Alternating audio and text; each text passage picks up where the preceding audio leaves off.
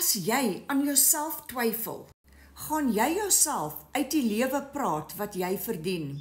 Ek is Moira en ek het 'n klein besigheid wat ek van die huis af doen, maar my salaris elke maand is te min en ek moet een van die dae aftree, maar my pensioengelde is nie genoeg nie en daarom moet ek iets probeer kry waar ek 'n inkomste aanlyn kan verdien.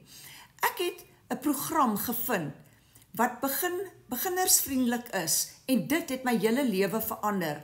Al wat ek nodig gehad het, is 'n selfoon en wifi om dollars aanlyn te verdien en ek het nie enige ondervinding nodig gehad nie. Ek het dit die hele tyd afgesit om te begin. Ek het gedink, ek was bang ek gaan misluk, of miskien is ek te oud, of miskien is dit te veel vir my om te leer en ek sal dit nie kan doen nie.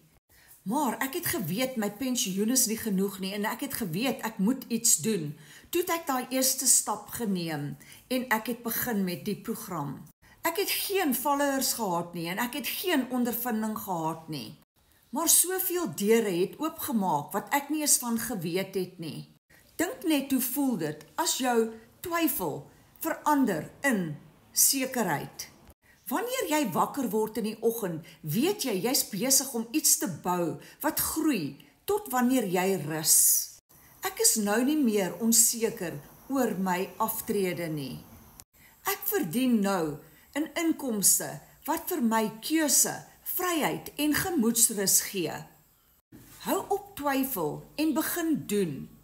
So as jy meer wil weet van my program wat ek volg, WhatsApp vir my info en ek stuur vir jou al die besonderhede.